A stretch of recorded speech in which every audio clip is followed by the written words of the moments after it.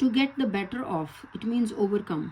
Anger got the better of him, मतलब वो अपना टेम्पर लूज कर लेता है गुस्से में. ठीक है.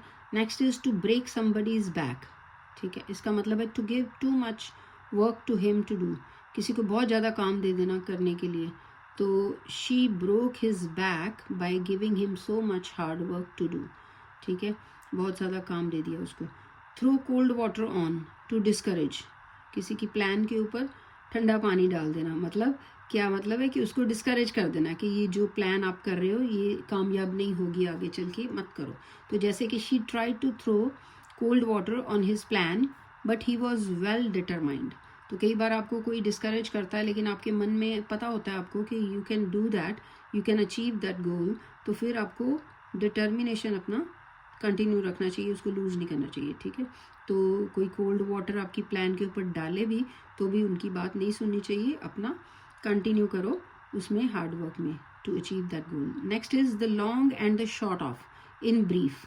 The long and short of this lecture is that we should live like brothers. वो कह रहे हैं कि कोई लेक्चर जो दे रहा है वो कह रहा है कि इस लेक्चर का मेरा आपको समझाने की ये बात है कि भाइयों की तरह रहो. ठीक है.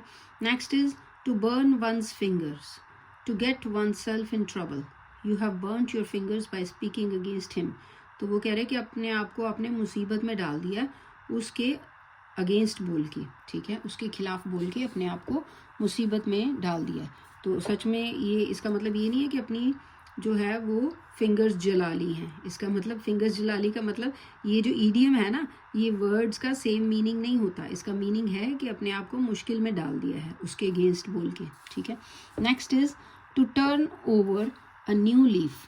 To turn over a new leaf का मतलब है to change the course of life. He has turned over a new leaf in his life. ठीक है. Next is to have one's own axe to grind, to have vested interest.